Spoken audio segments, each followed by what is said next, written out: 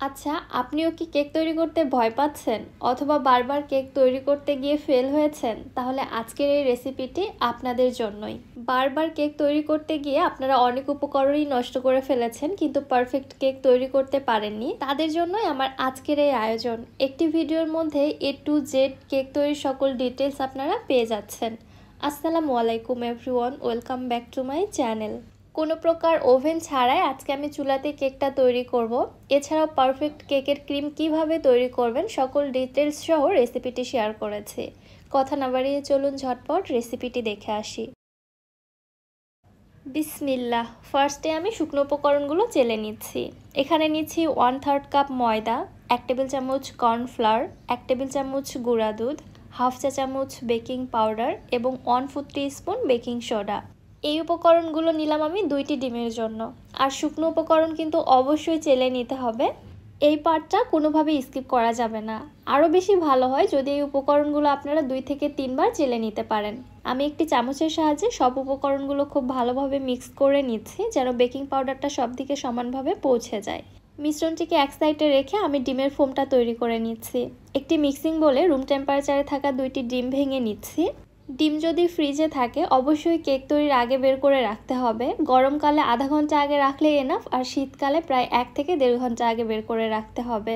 আমি ডিমের সাদা অংশ এবং কুসুমটাকে আলাদা করে নিয়েছি। এবার একটি বিটার দিয়ে সাদা অংশটাকে কিছুক্ষণ বিট করে নিচ্ছি, সাদা অংশের মধ্যে কিছুটা ফেনা ক্রিয়েট হওয়া পর্যন্ত। যখন এরকম ফেনা হয়ে এসেছে ওর মধ্যে দিয়ে দিচ্ছি 1/3 কাপ চিনি।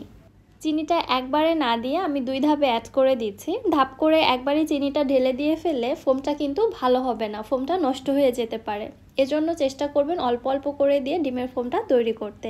ঠিক এরকম একটা ডিমের ফোম তৈরি করে নিয়েছি, দেখতে পাচ্ছেন একদম স্টিফ হয়েছে। এবার এর মধ্যে দিয়ে দিচ্ছি ডিমের কুসুম 2টি। কুসুম 2টি দেওয়ার পরে বেশিক্ষণ বিট করা যাবে না, 4 থেকে 5 সেকেন্ড একটু বিট করে নিব। এই পর্যায়ে ওভার বিট করলে ডিমের ফোমটা নষ্ট হয়ে যাবে। ভালোভাবে মিশিয়ে নেওয়ার পরে দিয়ে দিচ্ছি 2 টেবিল চামচ সয়াবিন তেল। স্পঞ্জ কেকে তেল দিলেও চলে, না দিলেও চলে, এটা টোটালি অপশনাল, আপনারা চাইলে দিতে পারেন, আবার স্কিপও করা যেতে পারে। তেলটা দেওয়ার পরেও কিন্তু বেশিক্ষণ বিট করা যাবে না, জাস্ট 4 থেকে 5 সেকেন্ডের মতো বিট করে নিলেই হবে। এবার এর মধ্যে দিয়ে দিচ্ছি সেই শুকনো উপকরণগুলো। শুকনো উপকরণগুলোও কিন্তু একবারে দিয়ে দেওয়া যাবে না, আমি অর্ধেক করে 2 বারে দিয়ে মিশিয়ে নিব। 1 চা চামচ দিয়ে দিলাম ভ্যানিলা এসেন্স, এতে করে কেকের মধ্যে আর ডিমের গন্ধ আসবে না। এবারে বিটারের একটি কাঁটার সাহায্যে আমি শুকনো উপকরণগুলো মিশিয়ে নিচ্ছি। একটু খেয়াল করুন, আমি কিন্তু একদমই তাড়াহুড়া করছি না বা উল্টাপাল্টাভাবে মিশিয়ে নিচ্ছি না। বিটারের কাঁটাটা জাস্ট এক সাইড থেকে এইভাবে আলতো করে ঘুরিয়ে ঘুরিয়ে শুকনো মিশ্রণগুলো মিশিয়ে নিচ্ছি। মেশানোর সময় কাঁটাটা আলতো করে এভাবে একটু ঝাঁকিয়ে দিতে হবে, এতে করে শুকনো মিশ্রণে যদি কোনো দলা থেকে থাকে সেগুলো ভেঙে যাবে। প্রথম ধাপে মিশিয়ে নেওয়ার পরে পরবর্তীতে যে শুকনো মিশ্রণটুকু ছিল সম্পূর্ণটা দিয়ে আমি আবারও মিশিয়ে নিচ্ছি। আর খেয়াল করছেন হয়তো এই মিশ্রণটা তৈরি করার সময় আমি এখানে কোনো লিকুইড দুধ বা পানির ব্যবহার করছি না, কারণ আমি এখানে যে ডিম 2টি ব্যবহার করেছি সেগুলো কিন্তু যথেষ্ট বড় ছিল। ডিমের সাইজ যদি ছোট হয়ে থাকে তাহলে এখানে সামান্য একটু পানি বা দুধ অ্যাড করা লাগতে পারে। কেকের ব্যাটারটা আমার রেডি হয়ে গেছে, দেখতেই পাচ্ছেন এটা কতটা ফোমি হয়েছে, ফোমটা একটুও ডেবে যায়নি। আমার দেওয়া টিপসগুলো যদি আপনারা প্রপারলি ফলো করতে পারেন তাহলে আপনারও কেকের ব্যাটার ঠিক এরকমই হবে। কেকের ব্যাটার যদি অনেক বেশি পাতলা বা ফোমটা ডেবে যায় তাহলে কিন্তু এই কেকটা কোনোভাবে পারফেক্ট হবে না। মানে স্পঞ্জ কেকের ব্যাটার কিন্তু এরকম ফোমি টেক্সচারেরই হবে। ফোম যদি ডেবে যায় বা নষ্ট হয়ে যায় তাহলে বুঝতে হবে আপনার কেক কিন্তু হবে না। আমি এখানে 6 ইঞ্চি সাইজের একটি কেক মোল্ড নিয়েছি, মোল্ডের তলায় একটি বাটার পেপার দিয়েছি, কিন্তু এখানে কোনো তেল ব্রাশ করিনি। স্পঞ্জ কেক বেক করার সময় তেল কখনোই ব্রাশ করবেন না, তাহলে কিন্তু কেকটা ফুলে আবার ডেবে যেতে পারে। ব্যাটারটি মোল্ডে ভালোভাবে সেট করে নেওয়ার পরে চলে যাচ্ছি চুলাতে কেকটি বেক করার জন্য। চুলায় একটি প্যান আগে থেকেই আমি প্রিহিট করতে রেখেছিলাম, 5 মিনিট হাই হিটে প্রিহিট করে নিয়েছি। এরপরে আমি কেকের মোল্ডটি বসিয়ে ঢাকনা দিয়ে ঢেকে দিচ্ছি এবং ঢাকনার মধ্যে যে ছিদ্রটা আছে ওইটাও বন্ধ করে দিয়ে কেকটাকে বেক করে নিচ্ছি প্রায় 30 মিনিটের মতো। কেকটা বেক হতে থাক, ততক্ষণে আমি বাকি প্রিপারেশনগুলো সেরে নেই। আমি এখানে হোয়াইট চকলেটের একটি গানাশ তৈরি করব। নিয়ে নিলাম হাফ কাপ হোয়াইট চকলেট, সাথে দিয়ে দিচ্ছি 1/3 cup whip cream. Chocolate ganache তৈরির কিন্তু এটাই সঠিক মেজারমেন্ট। এবারে এই বাটিটিকে গরম পানির উপরে রেখে আমি এগুলোকে মেল্ট করে নিব। আপনারা চাইলে মাইক্রোওভেনেও মেল্ট করে নিতে পারেন। মেল্ট করার পরে গানাশটা ঠিক এরকম হয়েছে দেখুন। এবার এই গানাশের মধ্যে আমি দিয়ে দিচ্ছি হালকা একটু রেড ফুড কালার। কেকটি যেহেতু আমি আমার পছন্দ মতো ডেকোরেশন করব, আমি ওই জন্য আমার পছন্দ মতো কালার এখানে দিয়ে দিচ্ছি। আপনারা চাইলে আপনাদের পছন্দ মতো কালার মিক্স করে আপনাদের ইচ্ছে মতো যে কোনোভাবে ডিজাইন করে নিতে পারেন। চকলেট গানাশটা রেডি হয়ে গেছে, এটাকে আমি এক সাইডে রেখে দিচ্ছি। এবার আমি কেকের জন্য ক্রিমটা তৈরি করে নিচ্ছি। একটি মিক্সিং বলে নিচ্ছি 1 কাপ হুইপ ক্রিম। ক্রিমটা কিন্তু বরফ ঠান্ডা অবস্থায় আছে। এবার একটি ইলেকট্রিক বিটারের একদম লো স্পিডে ক্রিমটাকে বিট করে নিচ্ছি 2 মিনিট। এই অবস্থায় বিটারের স্পিড বাড়াবেন না, প্রায় 1.5 থেকে 2 মিনিট লো স্পিডে বিট করে নেওয়ার পরে যখন দেখবেন ক্রিমের মধ্যে এরকম একটা থিকনেস চলে আসছে, ঠিক তারপরে বিটারের স্পিডটাকে আমি বাড়িয়ে একদম হাইতে করে দিব। এবারে হাই হিটে বিট করে নিতে থাকবো যতক্ষণ পর্যন্ত না ক্রিমটা প্রপারলি স্টিফ হচ্ছে। আচ্ছা, বিট করার সময় কিন্তু আরেকটা জিনিস লক্ষ্য রাখতে হবে, আপনার হাতটাকে দ্রুত নাড়াচাড়া করতে হবে। মানে আপনি যে বিটারটা চালাবেন কিন্তু আপনার হাতটাকে ঘুরাবেন না, এভাবে করলে কিন্তু ক্রিম হবে না। যতটা সম্ভব আপনার হাতটাকেও এদিক সেদিক দ্রুত নাড়াচাড়া করে ক্রিমটা তৈরি করে নিতে হবে। আমার এই ক্রিমটা একদম পারফেক্টলি স্টিফ হয়েছে, দেখতে পাচ্ছেন কতটা পারফেক্ট হয়েছে এবং খুব দ্রুত সময়ের মধ্যে কিন্তু এটা হয়ে গিয়েছে। প্রায় 3 থেকে 3.5 মিনিটের মতো সময় লেগেছে। ক্রিমটাও রেডি হয়ে গিয়েছে, এবার এটিকে এক সাইডে রেখে দিচ্ছি। এদিকে আমার কেকটা প্রায় 30 মিনিট পরে অলরেডি বেকড হয়ে গেছে, আমি চেক করে নিচ্ছি।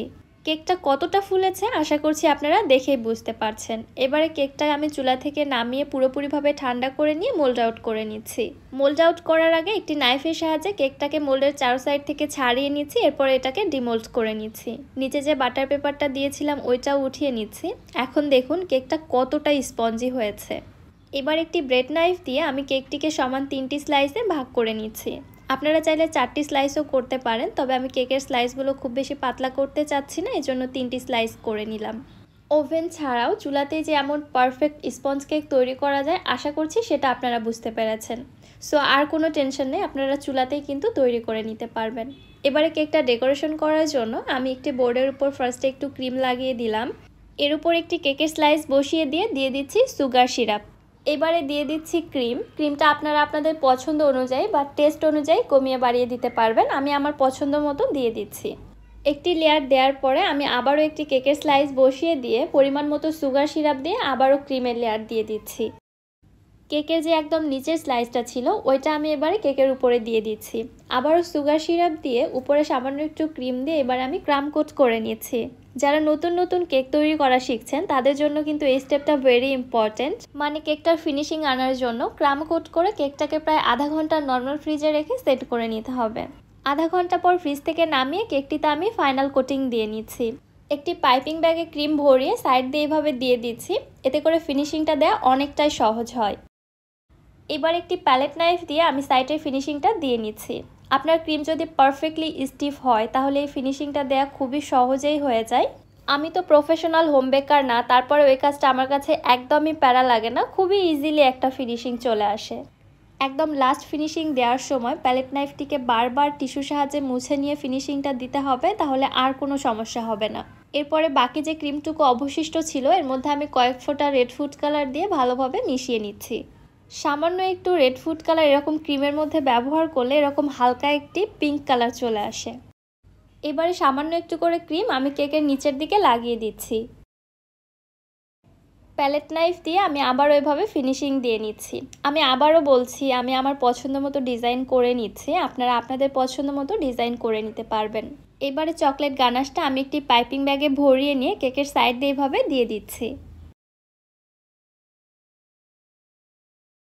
চকলেট গানাশ দেওয়ার পরে একটি রোজ নজলের সাহায্যে কেকের উপরে আমি কয়েকটি এরকম ফুল দিয়ে দিচ্ছি।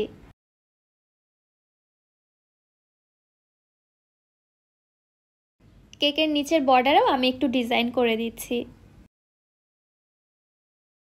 এবারে কেকের মধ্যে যে ফাঁকা অংশটা রয়েছে ওইখানে আমি কিছুটা হোয়াইট চকলেট গ্রেট করে দিচ্ছি।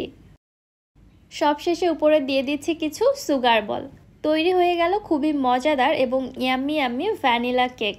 আপনাদের বাচ্চারা যদি বাসায় বায়না ধরে খুবই সহজে এভাবে আপনারা কেক তৈরি করে দিতে পারবেন। এছাড়াও আপনারা যারা কেকের বিজনেস করতে চান তারাও কিন্তু আমার এই রেসিপি ফলো করে কেকের বিজনেস শুরু করতে পারেন। কেকটা মাশাআল্লাহ খুবই বেশি মজা হয়েছে, এটা যে কেউ খেয়ে পছন্দ করবে। কেকটা আমি কয়েক ঘন্টা ফ্রিজে রেখে সেট করে নিয়ে তারপরে আপনাদের সঙ্গে কেটে শেয়ার করছি। মাশাআল্লাহ, কেকটা যে শুধু দেখতে সুন্দর হয়েছে তা কিন্তু না, এটা খেতেও অনেক বেশি মজা। রেসিপিটি আপনাদের কাছে কেমন লাগলো অবশ্যই আমাকে কমেন্ট করে জানাতে ভুলবেন না। আজকের মতো তাহলে এখানেই বিদায় নিচ্ছি। সবাই ভালো থাকবেন, সুস্থ থাকবেন। আল্লাহ হাফেজ।